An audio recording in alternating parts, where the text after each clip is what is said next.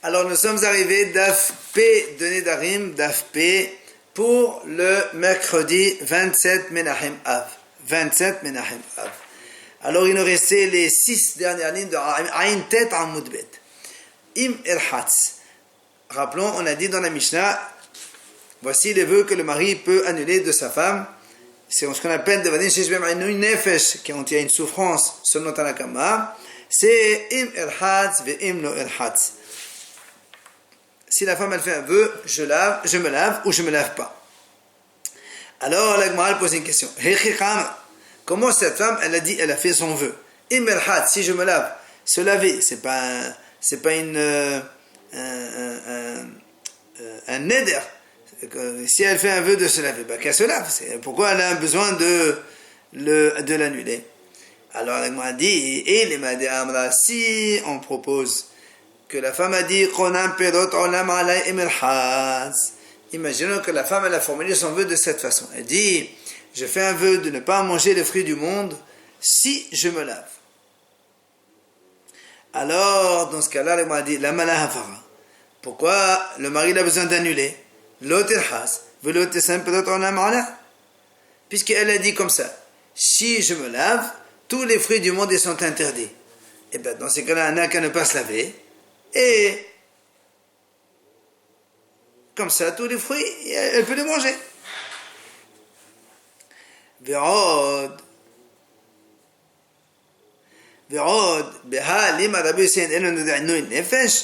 Comment Rabbi Yossi dit que ça s'appelle pas Inouï Nefesh? Si la femme a dit, elle formule ce vœu de cette façon, si je me lave, tous les fruits sont interdits, elle n'a qu'à ne pas se laver, et comme ça, elle pourra aller manger les fruits. Alors comment, si elle ne mange pas les fruits, Rabbi Yossi dit ça, c'est pas Inouï Nefesh.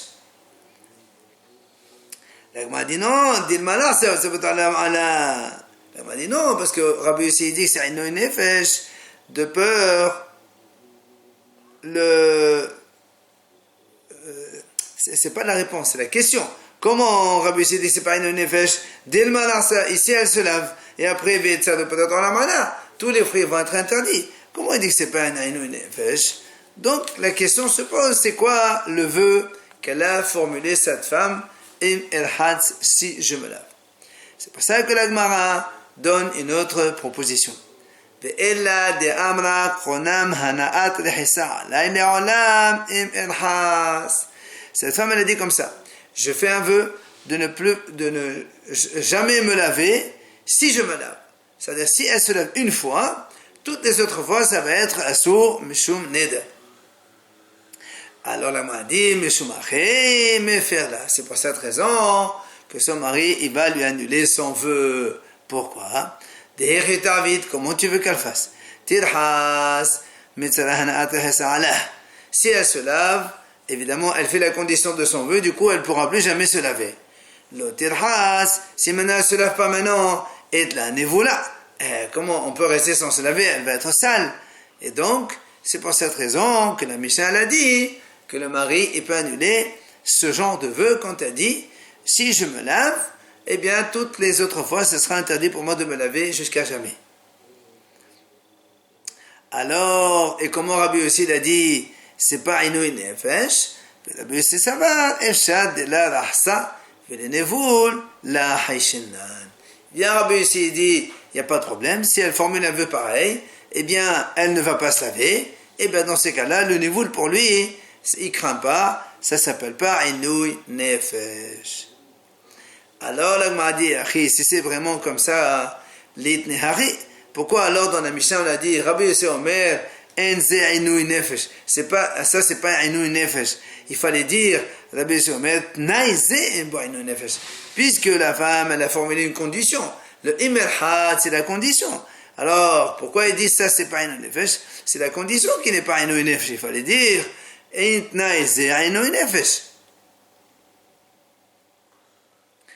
là encore, la Gemara propose une troisième solution. Elle a des amra, en vérité, cette femme, elle a formulé son vœu de cette façon. Elle a dit, Hanaat rehisa alay le'olam, im elhas hayom. En fait, elle a dit, si je me lave aujourd'hui, eh bien, plus jamais je n'aurai le droit de... Donc, je ne me laverai plus jamais. Et là, évidemment, c'est pour ça que pour le Tanakama, ça pose pas de problème. Si elle se lave aujourd'hui, elle va s'interdire. Et si elle se lave pas aujourd'hui, ça va faire nivoul. Alors donc du coup, il a le droit de être méfer là, de lui annuler son vœu. Mais la Bible, c'est ça va, niveau de hadim. Allah, je vais nivoul. Rabbi Yossi lui te dit, si un jour elle se lave pas, c'est pas la fin du monde. Comme elle a dit, si je me lave aujourd'hui, je ne me laverai plus jamais. Rabbi Yossi dit, alors quel problème? Ne te lave pas aujourd'hui. Et ton vœu, il est même pas existant. Et tu n'as pas besoin que ton mari, il vienne t'annuler ton vœu. Alors, la Gemara dit Shanita Imelhas. Donc, on a expliqué Imelhas. Comment maintenant tu vas expliquer le Imlo Elhas Hechidami? Quand la deuxième idée de la Mishnah, quand on a dit qu'un homme il peut annuler les vœux de sa femme selon Tanakama, Imlo Elhas, si je ne me lave pas, Hechidami. Comment c'est passé? Si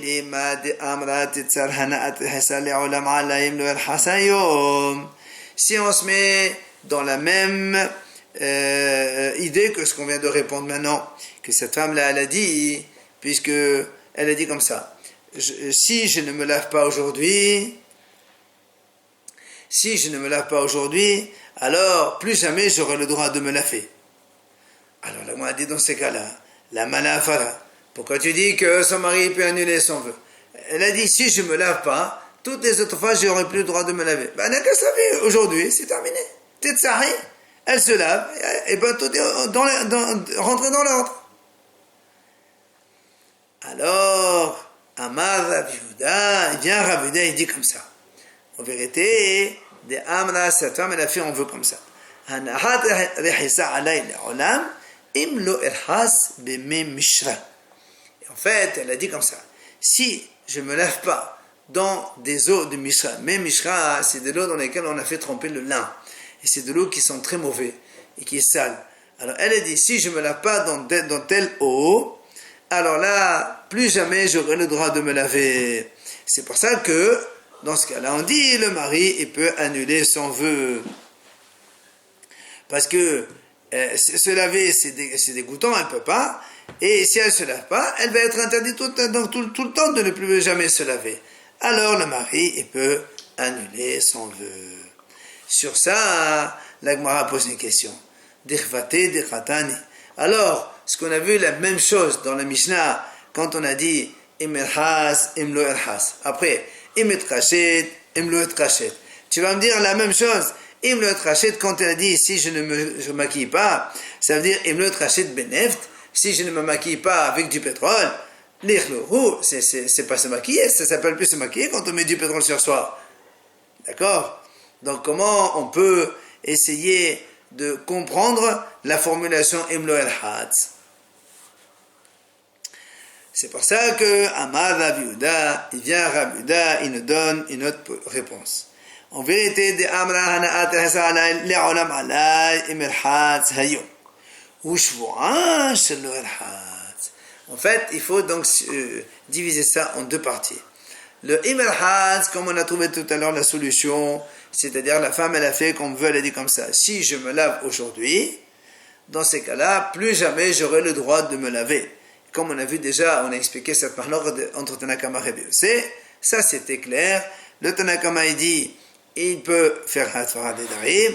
Rabbi Yossi dit, nivoul de un jour, même si elle ne se lave pas un jour, ce n'est pas la fin du monde, et donc il n'y a pas de possibilité d'annulation, ça c'est bon. Maintenant, comment on explique Im lo erhatz? En fait, elle a dit Shvoa shelo erhatz.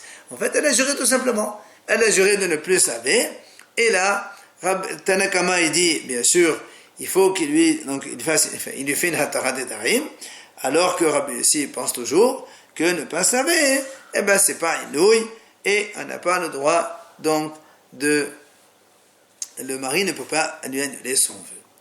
Et la même chose, la Gemara continue, puisque c'est de là on a posé la question. Comment on explique Emet Rachet, Emet Rachet? Pareil. Hanaat Kishut Alay Le'olam Emet Rachet Ayom. Donc la femme, elle se dit, donc premièrement, je m'interdis plus jamais de me maquiller. Si je me maquille aujourd'hui, donc là aussi, selon Tanakama, si elle se maquille aujourd'hui, elle n'aura plus le droit de se maquiller après. Et si elle ne se maquille pas, elle est moche, donc c'est pour ça que le Tanakama dit il faut l'annuler. Alors que Rabbi aussi dit non, un jour c'est pas la fin du monde. Maintenant, et le deuxième, Mouchvoa chez l'autre cachet. Elle jure de ne pas se maquiller, et c'est pour ça, là encore, Tanakama dit il peut lui annuler, et Rabbi aussi dit ça c'est pas Inouï Nefesh. Ah, sur cette réponse, Amal et Ravina et Ravaché. Hai, et l'onidari Mouchvoa me bailé les mitne. Si tu dis Bémet que la réponse elle est comme ça, que d'un côté c'est un neder, que dans des shvoa, alors comment ça se fait que dans la Mishnah, on a commencé Ve'elo nedarim shehu mefer. Pourquoi? Ben dans ces cas-là, il fallait dire Ve'elo nedarim shvoot shehu mefer, puisque tu parles de nedarim et shvoa. Alors il fallait marquer les deux. Alors Amal, il lui répond Ravaché, Tene elo nedarim shvoot. Ta garage de tes shvoot, c'est pas un problème. Mais il lui dira, je peux te répondre aussi, même si on ne marque pas shvuot, dans les nedarim sont inclus les shvuot, dans les vœux, ils sont inclus les serments. Comment tu vois ça? Dites-nous, regarde ce qu'on a vu nous, dans la première Mishnah, qui nedrei rishaim. Quand un homme, on a dit, un homme, il fait un vœu comme les rishaim. Nadar benazir ou vekovan ou vishvoa. Tu vois bien, on a employé le mot nadar et on a dit shvoa, il a juré. Donc tu vois bien que les serments, ça fait partie aussi de nedarim. Donc, il n'y a pas de problème et on a réponse à toutes les deux expressions. Im el-has, im lo el-has, im et-kachet, im lo et-kachet. Viens la Gemara poser la question. Ve'amno rabbanan lehesa etba inu nefesh kel rasa. Comment? On a dit, comment Tanakamat, on a répondu jusqu'à présent que si la femme ne se lave pas, c'est une souffrance, et c'est pour ça que le mari, il peut annuler le vœu. Comment? Tu penses que les Hachamim me disent qu'une femme qui ne se lave pas, c'est inouï, ça c'est souffrance. Alors dans ces cas-là, il y a une objection. Laquelle? On sait que le jour de Kippour, il y a, c'est marqué dans la Torah, Be'asol la-chodesh te'annu et nafshotechem. Et après, la Torah dit, donc, hayav karet. Et les hachamim ont dit, bien que le jour du Kippour, nous savons qu'il y a 5 interdictions, c'est-à-dire, achila ushtiya, manger et boire, rechitza, se laver, sira, oindre, ne'alat sandal, mettre des chaussures en cuir, et tashmish aveta, la relation intime. Même si c'est assourd dans tous, en anosh karet, quand est-ce qu'il y a karet le jour de Kippour? Ella be'ochel ve'shote ve'osem lacha bilvat. Seulement si quelqu'un il boit, il mange ou il travaille. Là il y a karet. Mais s'il se lave ou s'il soin ou autre chose, il n'y a pas de karet. Sur ça, la Gemara dit ve'i amrat kedoreh hasai ka'inouy. Et si tu me dis maintenant, selon Hachamim, que quand une femme ne se lave pas, ça s'appelle inouï. Alors dans ces cas-là, dans ces cas-là, si elle se lave, alors on a enlevé le inouï. C'est marqué, donc hayav karet. Question. Amar Rava, il faut rajouter Rava dit, c'est pas du tout la même chose. Les inouïs de Kippour et les inouïs de Nedarim, c'est deux choses différentes. Et il explique. Gabi Yom Kippourim, à propos de Kippour, Dirtiv, c'est marqué dans la Torah, Te'anu et nafshotechem. Vous allez faire souffrir votre âme. C'est-à-dire, Miltad yada enduya hashta. C'est-à-dire, la Torah dit quelque chose qui amène la souffrance le jour même. Ça, c'est inouï. Et c'est pour ça que quand on mange, on ne mange pas, c'est inouï. Et c'est pour ça qu'il est hayav karet. Par contre, les hitsa, la yada enduya hashta. Donc, quand on ne se lave pas le jour du Kippour, le inouï n'est pas immédiat. Ça peut, si on ne se lave pas 2-3 fois après, oui. Mais une fois que tu ne te laves pas, ça ne s'appelle pas vraiment inouï. C'est pour ça qu'il n'y a pas de karet dans les hitsa le jour du Kippour. Par contre, Gabé Nedarim, à propos des Nedarim, Dirtiv, c'est marqué dans la Torah, Kol neder vechol shivuat issa le'anot nafesh. Tout vœu ou tout serment pour se faire souffrir. Ça veut dire que dans les Nedarim, on a dit les anot, c'est pour faire souffrir, c'est pour plus tard. Milta de atian et de'inouy. C'est quelque chose qui peut amener la souffrance. Évidemment, si elle ne se lave pas maintenant, elle va amener la souffrance plus tard. Et donc, tu vois bien qu'il y a une différence donc, totale entre Kippour, où c'est sur le moment même, et les Nedarim, où c'est plus loin, c'est à long terme.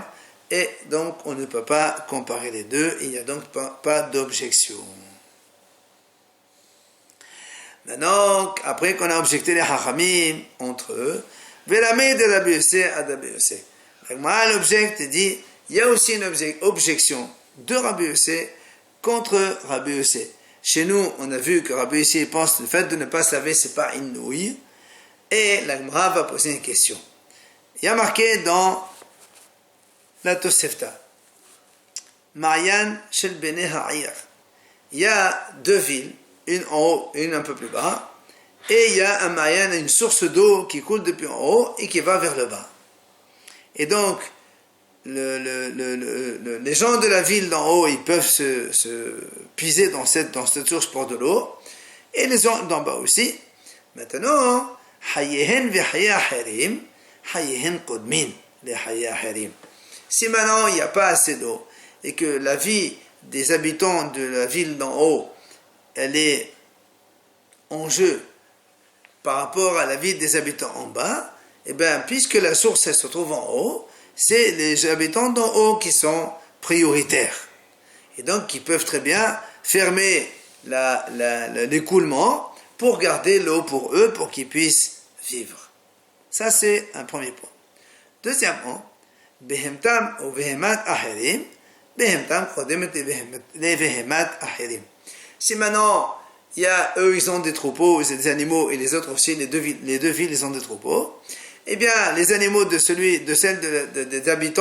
habitants d'en haut, ils sont prioritaires, là aussi, par rapport aux animaux de ceux qui habitent en bas. Kivisatan urvisat ahirim, kivisatan kodem urvisat ahirim. Si maintenant, ils doivent laver leur linge, alors là, encore une fois, les habitants d'en haut, ils sont prioritaires pour laver leur linge par rapport aux habitants d'en bas, par rapport à la source donc d'où elle coule, et donc c'est eux qui peuvent garder la source pour eux et ne pas laisser couler pour ceux d'en bas. Maintenant, la Tosefta continue. Haye ahirim urvisatan.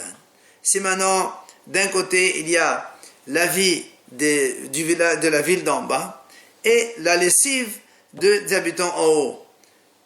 Il n'y a pas assez d'eau, donc soit on laisse vivre les gens d'en bas, soit on les empêche de boire et on lave le linge pour les habitants d'en haut. Là, la Tosefta dit Haye ahirim kodmin l'chvisatan. La vie des autres, elle est bien sûr prioritaire par rapport à la kvissa, à la lessive de ceux qui habitent dans le village d'en haut. Ça, c'est les hachamim. Cependant, Rabbi Yossé Omer, kvisatan kodemet les haye ahirim. Rabbi Yossé lui dit non, laver le linge des habitants d'en haut, c'est prioritaire par rapport à la vie des autres qui habitent en bas. Alors c'est là où la Gemara pose une question. Hashta, kvisa, rien que laver le linge, Amar Rabbi Yossé yeshba sa'ad gouf. Yeshba tsa'ad, pardon. Gouf kulo la chol shikien. Si déjà Rabbi Yossé dit que le fait de ne pas laver le linge, c'est important au point qu'il est prioritaire par rapport à donner de l'eau à des gens pour vivre dans le village d'en bas, alors a fortiori, quand on se lave le corps, combien il est important. Et alors, on voit bien que Rabbi Yossé, il pense que le haïnou, il est très important pour se laver. Alors comment chez nous on dit que, selon Rabbi Yossé, le fait que la femme ne se lave pas, c'est pas un haïnou? Question de Rabbi Yossé contre Rabbi Yossé. Viens, la Gemara répond, Amré. Et oui, Kvesa Alema les Rabbi Yossé. Il dit effectivement, pour Rabbi Yossé, laver le linge, c'est plus important. même que de se laver soi-même. Pourquoi? D'Amar Shmuel, comme on a vu, Shmuel a dit, Hay advuvita deresha, matia lede avera. Advuvita de mané, matia lede sharmumita. Advuvita de goufa, matia lede shahane vechive. Shmuel dit comme ça. Advuvita deresha, quand un homme il a les cheveux mélangés, c'est-à-dire il ne se lave pas les cheveux, ils sont sales, ça peut amener jusqu'à un homme il devienne aveugle, c'est-à-dire la cécité. Si maintenant quelqu'un il a des habits qui sont sales, alors matia l'idée charmoumita, ça peut amener l'homme au charmoum, c'est-à-dire il devient trouble, il devient fou. Un homme il peut complètement déprimer à cause de ça. C'est donc grave. Et mais si le corps il est sale, ça peut amener des plaies, des ulcérations, tout ça, mais ça, c'est guérissable. Donc, qu'est-ce qu'on voit ici? Que pour Rabbi Yossé, le fait de laver le linge, c'est beaucoup plus important, c'est plus inouï que le fait de ne se laver soi-même. Et donc, on conçoit très bien que dans notre Tosefta Rabbi Yossé, il a dit que laver le linge pour les habitants du village d'en haut est prioritaire même par rapport à la vie des habitants d'en bas, mais par contre, laver le corps pour que cette femme-là qui a fait le vœu de ne pas se laver, selon Rabbi Yossé, il n'y a pas de inouï, il n'y a donc aucune contradiction.